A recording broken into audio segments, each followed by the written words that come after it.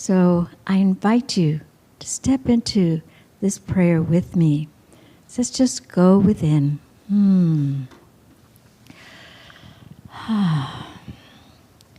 As we come together, infinite possibility unfolds as each one of us. Sweet, sweet Spirit, source of all that is, insights, inspiration, joy, purpose, love. As I look around, I take in the wonders of the earth, of nature, my home. Each of us spins in infinity, manifestations of infinite possibility. Yes, each of us. Imagine in your mind the geese flying south for the winter, flowers blooming in the spring, and the earth spinning, providing nature and life. Purpose and passion always showing up for us, for each of us. I know that I am one with all that is. My mind is the individualization of this infinite beingness. Yes, beingness. Each of us being here present. I see possibility. I see opportunity. I see ripening. I feel vibrant with my knowing that right here, right now, the flow of universal love is my divine gift, my birthright, for I am one with infinite presence. Each of us is one with all that is. I see the universe opening up for me to step through into greater lavishness. My heart, my soul, my arms are wide open. I allow, I accept, I receive. I feel divine energy flowing effortlessly as insights, inspiration, joy, love. And I accept all this as natural for each of us. Spirit is filling each of our minds with all possibility. All good shows up in each of us as grace. Knowing there is only oneness, these gifts flow through each of us. The words spoken today, they inspire. The music is joy. Our community is rich with insights and love. Each of us deserves this and more. Each of us unfolds in renewal. I am reverberating with gratitude for our coming together. Residing in this thankfulness, each of us is manifesting possibility come to life. I release this into spiritual law which expresses naturally and eternally.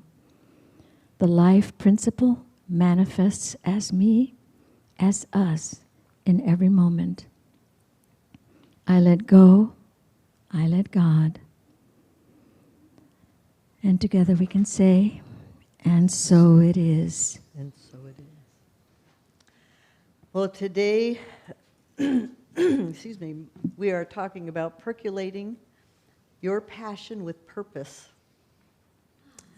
And so last week we were discovering what those passions were, what those dreams and those things that we just lose ourselves into and that release that joy and that light and that spirit within us. And so today, last week David mentioned that I do like coffee. And so I thought I would be talking about a percolator today. And we're going to have that viewpoint of the mountaintop, okay? Because we, like that song stated, you know, it's a bigger vision. And so if you're familiar with percolators or coffee pots, they send water up, and there's a little basket that's holding the ground coffee. In my case, it's ground espresso beans. Bliss. And as that water moves up and hot water is dripping through those grounds, this miraculous thing happens. And so you're going to learn a little bit of science, because I am a scientist. So the golden rule of solubility that makes things dissolve, like putting sugar in water or percolating coffee. The rule is that like dissolves like. Okay? So those grounds, you know, if you can visualize those grounds as your life, and as that water, which I'm calling God,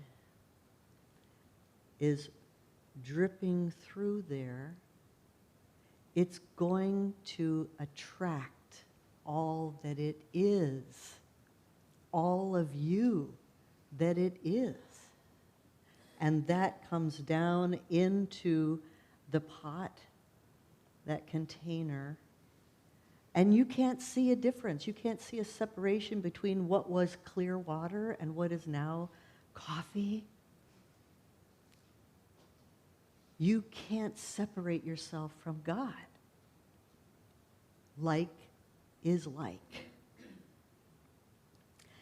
And so because it creates this homogeneous mixture, right? It's taking that specialness, that individuality that we are, that we're created to be, that each one of us is so different. Even twins are different on some level, in some way. One curl goes the opposite direction, whatever it is. Because it's God wanting to experience. God is the floor. God is the building. God is the sky. God is you. God is the bird. But how does God experience life? Through you. Through your experience. And so what happens in those grounds, you know, when we start out through our lives, we get stuff. Stuff that got stuck. Old stories that were told to us or that we created in our minds. Those things of resistance. That's what gets left behind when we step into that deeper relationship with Spirit, with that light that we are created of. And so those grounds at the end of the day that I dump out and put to the flowers, they're not going to serve me in my joy. And so there's a way in which our path, that purpose, because we love those things that we love, because we love them, because of what they are and how we feel and come alive. But we have to commit. We have to make a choice about, well, what am I going to do about it? How can I bring more life, more joy into my life? How can I experience this in a greater way? Because that mission, if we have a mission or a purpose, for me it's to let God out of the corner. Let God come into the world and experience joy. It is joy, but let's give it the opportunity to live it and breathe it through us. And because you were made in such a perfect and distinct way, there's a purpose and a reason why Spirit wants to live through you. Because you have a unique way of expressing and experiencing and feeling all the different ways you feel, whether it's sadness or joy or gladness to tears. It's your way, and it's perfect, and it's wanted.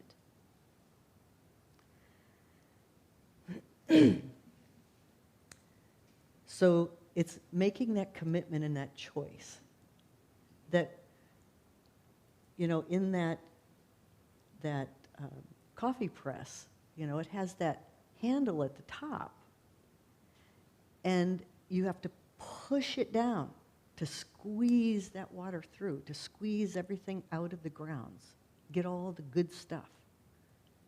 So it takes effort on our part to put practicing into our lives. And that could look like meditation, taking some quiet time to focus on our dream. And imagine, what would my life be like if I was living my dream? If all of my living essentials and needs were met, how could I live my dream fearlessly? Because I can't do it wrong, and nothing is going to stop me. Because Spirit's wanting, and all of that power is coming through to live that dream with you. And so we need to accept the responsibility to make that choice and to take time to use our consciousness, which is a gift, that free will, the ability to have that mind that is a reflection of the God mind, where all possibilities exist. The unformed is there. And when we focus on a thought, that spirit, that source that is so receptive and responsive, it's like Play-Doh. You know, we stick our thought into it and it creates whatever that thought is. And so we have a power that we can use to create. And that by practicing, focusing, and with the intention of what you want to create, it will be answered and demonstrated. And that is why we do prayer treatment. And so if you're finding that some of that stuckness, you know, the pressure handle won't go down easily, it's because there's some resistance in there. Get with a practitioner, you know, do journaling, do meditation, do these things that can help release that stuckness so that you can be free.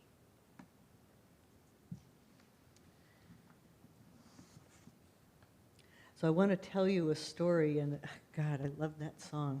Ooh, that is still vibrating.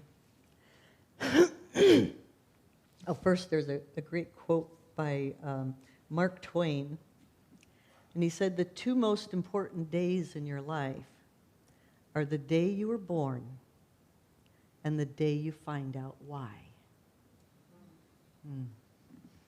So I hope we get close to that answer today. So this story comes from a Jewish mystic, Rabbi Nachman of Breslov. He's an 18th century mystic, and he told a story about an angel, the angel of losses, called Yodea, which means to know. So it is the one who knows. And Yodea, with helpers, would search for the missing sparks of creation that were lost or covered up or stuck. And he said that everyone should be searching for these sparks because they're the holiness, the sacred. And that we do this with that light, that candle that is lit in our soul. He also said that we should have a relationship with Spirit, talk to God like it's a good friend, which it is. And so when he speaks of the righteous, and righteous is simply being in good relationship with God, that when we take opportunities and be aware and open for those opportunities to find those sparks. Now, to me, those sparks are us. It is the light within you, that spirit that is within you, that was put there in the beginning. And as we claim that light and let it out fully, we're bringing more light to the world because that is more spirit in the world. And so it then becomes a duty or a mission or purpose to lift up people, because we all have those sparks, but sometimes we get lost, whether it's just something one day that we're going through or something in our life that has put us on a different trajectory. That there's a way in which when we open and allow that power and that love and that light through to another individual, we lift them up, we find them so that they can be relit, be reinvigorated to know who they are. I know there have been times where somebody would be talking about something or asking a question and maybe not directed at me, but I didn't speak up. I didn't step into action. And so that was an opportunity that, because I was there and because I believe everything is purposeful, that I was being called to do that. Even my awareness that I didn't answer that call was there to let me know. And so there's a way in which I reteach myself to be aware of when that call comes in. Remember last time you didn't answer that call? Maybe just step in and give it a try, so we can start in small ways. So I was really struck by the story and how sometimes when, we speak our mission statement and our purpose and our vision, that sometimes it just seems like words. And so I'm just going to read them over Our mission is to be an open, expanding, and welcoming community that learns, lives, and shares spiritual principles. Our purpose is to reveal our wholeness and connection with all that is. That's us, letting God through us and feeling God. And our vision is to live as love in a world of love. When we let ourselves be free and fearless and step into our dreams and do our dreams, we are allowing that world of love to be manifested. Sometimes a purpose seems like a lot of work, like I've got to run an organization or I've got to solve a problem in the world. But it's bigger than that. And so when I think of following my bliss and what purpose I serve, I think about fireworks. You know, if you got to watch fireworks in July, but if you don't, I'm sure you've probably seen them. So when you are living your bliss, when you're doing something you love that excites you and energizes you and you lose track of time and everything else just falls away, you're the fireworks. Beautiful, loud, living out loud, unaware, just wow, out there. And then all those little sparks that fall are your gift. Those are those sparks of creation that feed others. It's not about work. It's about your giving yourself to life and living and loving it.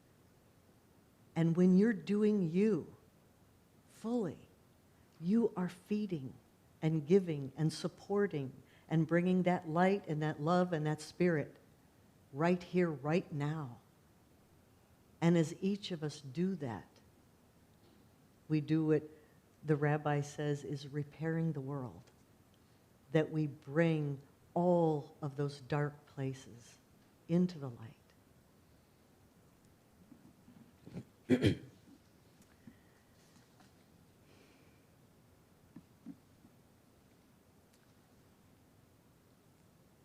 So I would like to share a quote with you from, my notes are not as neat as Reverend David's. We'll find it. And talking about joy, that man and his car,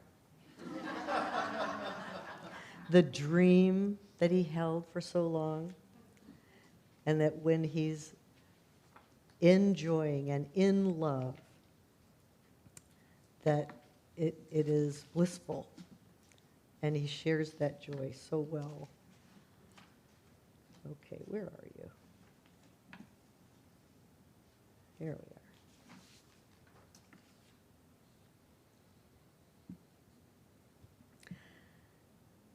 If I cannot do great things, I can do small things in a great way. Martin Luther King Jr. And one of my favorite heroes. All our dreams can come true if we have the courage to pursue them. And that's Walt Disney.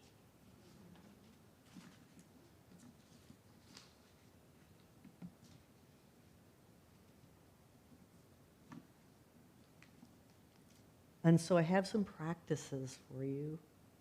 And I think I'm early. Okay.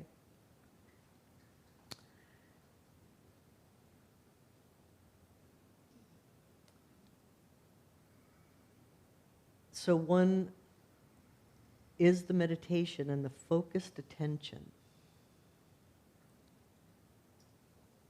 And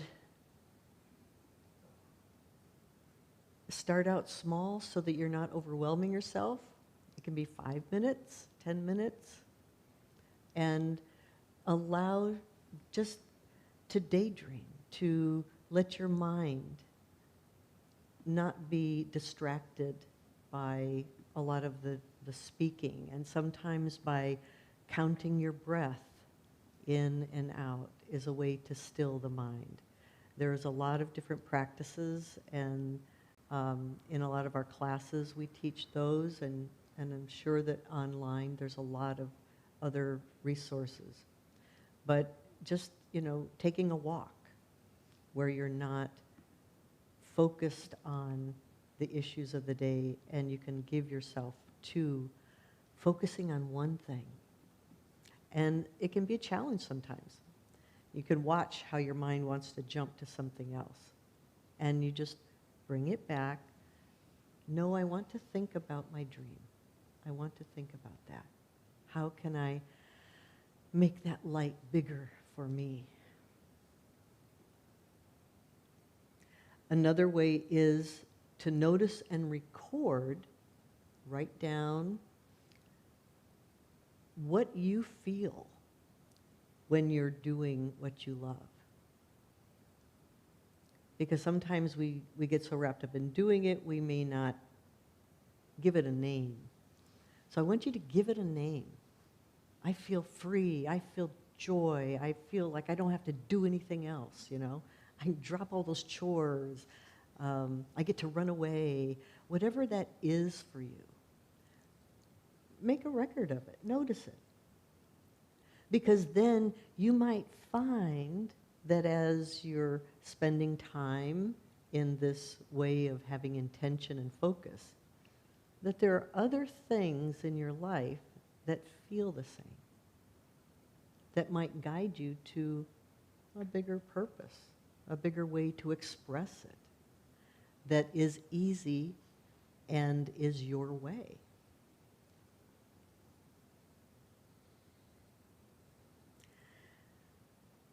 And then I want you to play with, and this might be, I don't know, a little difficult sometimes, for me maybe, but ask other people that you know, when you're doing your joyful thing, how does it make them feel? And maybe share with them, when you're doing what you love, when I see you so happy, this is how it affects me. This is what I get from you having joy. Maybe you're more accessible. Maybe you're in a very kind mood, and I'm not afraid to approach. Or I'm not afraid to ask for help. And that's another big piece, is that if we're going to share our light and to share that God, we need each other. And it's okay to reach out and say, I'm not sure what direction to go, or I'm having an issue with this, and I just need somebody to listen, or do you have any ideas?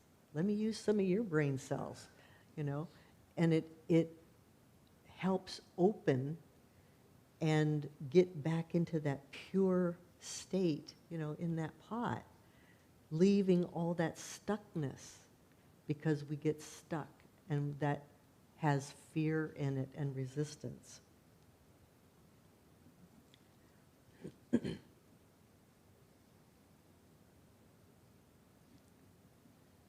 And so I have an affirmation. Living my passion, I experience the joy and light of my being, revealing my divine purpose. Let's say that again. Living my passion, I experience the joy and light of my being, revealing my divine purpose.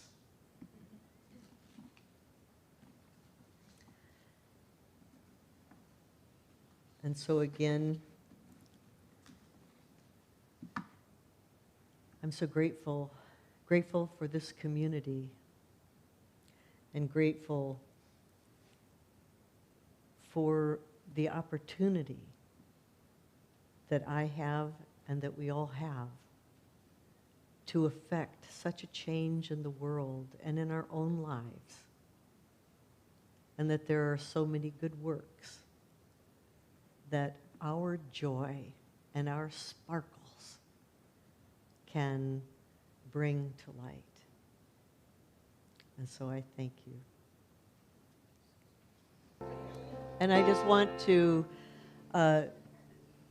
share my gratitude for all who participated today online, and I hope you join us again. And I just am so filled by this love that is shared right here, hand to hand, heart to heart. I'm so grateful for that one life, that one giving source that brings all the beauty and all that we need right here, right now. I'm so grateful for how it is expressing itself in such a beautiful and powerful way through each and every individual. So grateful for the planet. So grateful for life. Knowing we are truly blessed. In great gratitude, I give thanks and release this knowing it is already done, already the purpose, already here. And so together we say, and so it is.